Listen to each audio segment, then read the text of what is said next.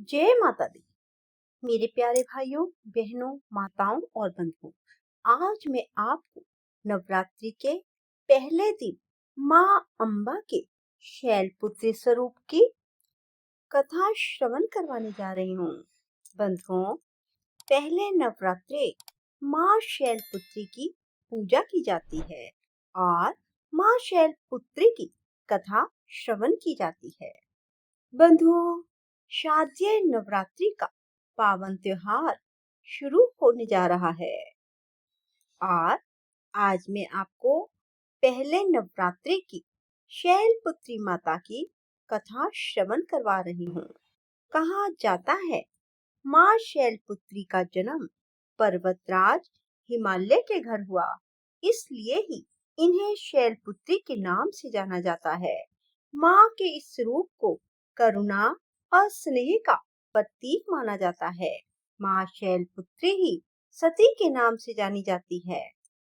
एक बार राजा दक्ष प्रजापति के आगमन पर वहां मौजूद सभी लोग उनके स्वागत में खड़े हुए, लेकिन भगवान शंकर अपने स्थान से ना उठे।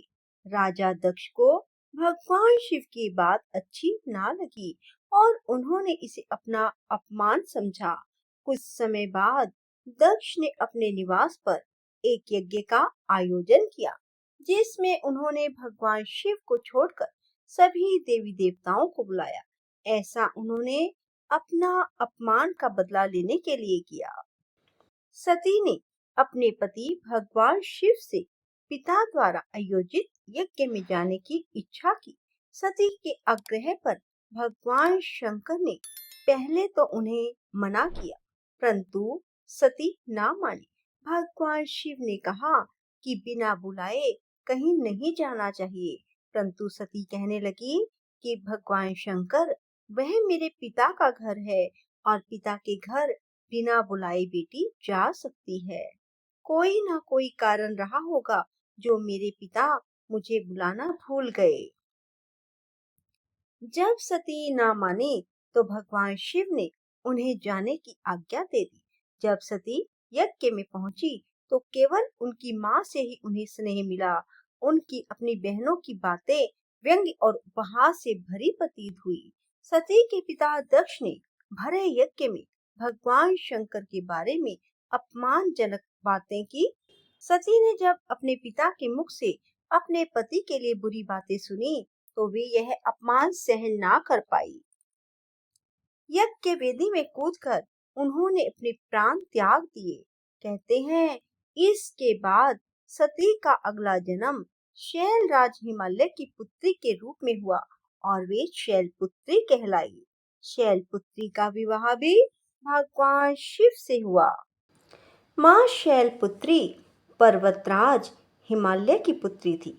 सफेद वस्त्र धारण किए माँ शैलपुत्री के दाहिने हाथ में त्रिशूल, बाएं हाथ में कमल शोभायमान है। माँ के माथे पर चंद्रमा सुशोभित है। यह नंदी बैल पर सवार संपूर्ण हिमालय पर विराजमान है। नवरात्र के पहले दिन की उपासना में साधक अपने मन को मूलाधार चक्र में स्थित करते हैं। शैलपुत्री का पूजन करने से मूलाधार चक्र जागृत होता है, जिससे योग साधना आरंभ होती है। वही मान्यता है कि माँ शैलपुत्री की आराधना करने से सभी मनोरथ पूर्ण होते हैं। साथ ही अगर आप माँ शैलपुत्री की पूजा करते समय व्रत कथा नहीं पढ़ते या सुनते तो पूजा अधूरी मानी जाती है। माँ शैलपुत्री के मंत्र इस प्रकार है। ओम देवी शैलपुत्रे नमः। ओम देवी शैलपुत्रे नमः। वंदे वांछित लाभाय चंद्र अर्धकृत शेखराम वृष आरूढ़म शूलधाराम शैलपुत्रीम यशस्विनीम। वंदे वांछित लाभाय चंद्र अर्धकृत शेखराम वृष आरूढ़म शूलधराम शैलपुत्रीम यशस्विनीम। बंधुओं, माँ शैलपुत्री के एक हाथ में त्रिशूल और दूसरे हाथ में कमल का फूल है। माता को करना और स्नेह का प्रतीक माना जाता है। माँ शैलपुत्री की पूजा विधि क्या है? नवरात्रि के पहले दिन माँ शैलपुत्री की पूजा से पहले कलश स्थापित किया जाता है। इसके बाद माता शैलपुत्री की विधि पूर्वक पूजा की जाती है। माता की पूजा के लिए सुबह सूर्योदय से पूर्व उठकर स्नान कर पीले रंग के वस्त्र धारण कर लें। इसके बाद पूजा स्थल पर लाल रंग का कपड़ा बिछाएं। फिर उसके ऊपर माता रानी की प्रतिमा या फोटो स्थापित करें। फिर माता को धूप दीप दिखाएं। उसके बाद उन्हें लाल रंग के फूल अर्पित करें। फिर माता को घी और मिठाई का भोग लगाएं।